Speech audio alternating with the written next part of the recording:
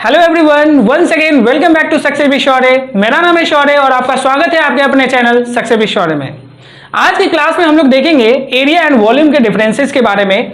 Mostly student को doubt होता है कि एरिया और वॉल्यूम का कॉन्सेप्ट क्या है, तो आज के वीडियो में हम लोग इसी कॉन्सेप्ट को अच्छे से समझेंगे कि एरिया वॉल्यूम का कॉन्सेप्ट क्या है, इसको पूरे डिटेल से हम लोग समझते हैं। तो चलिए बिना देरी करते हुए स्टार्ट करते हैं एरिया एंड वॉल्यूम के कॉन्सेप्ट्स को। तो आइए हम लोग देखते हैं एरिया एंड वॉल्यूम के डिफरेंसेस को। पहला नंबर है एरिया एंड वॉल्यूम। ये दोनों क्या होता है पहले इसको समझ लेते हैं।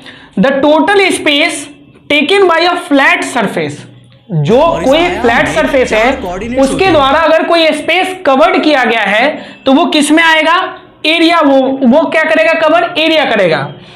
एरिया ये 2D फिगर का होता है। ये 2D फिगर क्या होता है, जिसमें दो डायमेंशन होता है, एक होता है लेंथ, दूसरा होता है ब्रेथ।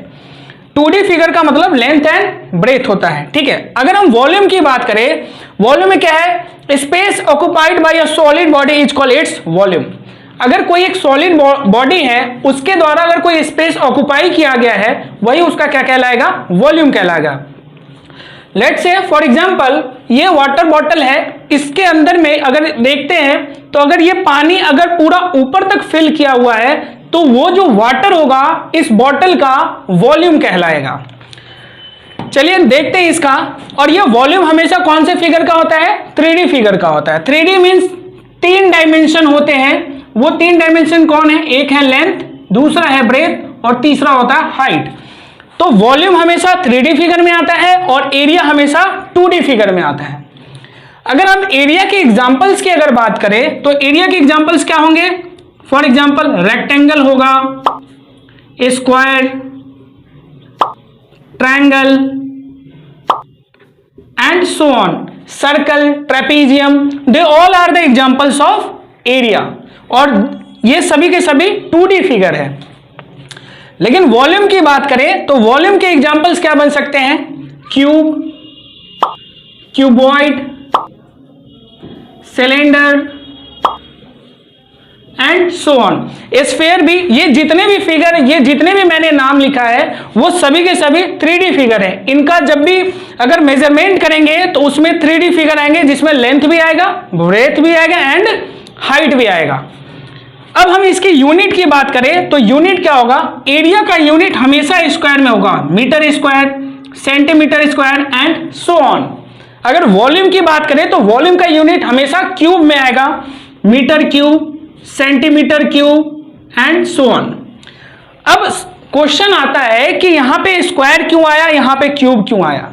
देखिए इसके पीछे रीजन है।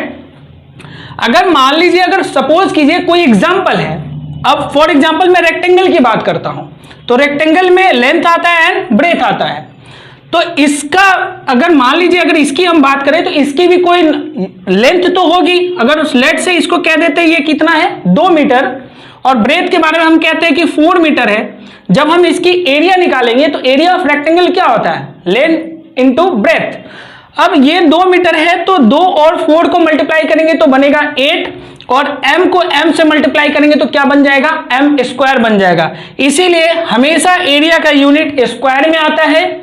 वॉल्यूम का यूनिट क्यूब में इसलिए आएगा क्योंकि इसके साथ में यूनिट लगा रहेगा। ये मीटर है, m फॉर मीटर है, तो तीनों को आपस में अगर हम मल्टीप्लाई कर देते हैं तो वो किस में आ जाएगा, क्यूब में आ जाएगा। इसीलिए कभी भी एरिया का यूनिट जो स्क्वायर में आता है एंड वॉल्यूम का यूनिट हमेशा किस में आता है, मीटर क्यूब में आता है। आई होप कि आपको ये कॉन्सेप्ट समझ में आया होगा। अगर आपको ये समझ में आता है तो प्लीज अपने दोस्तों के साथ लाइक, शेयर एंड सब्सक्राइब करना ना भूलें। मिलते हैं अगले वीडियो में नए कॉन्सेप्ट के साथ। टिल देन, जय हिंद।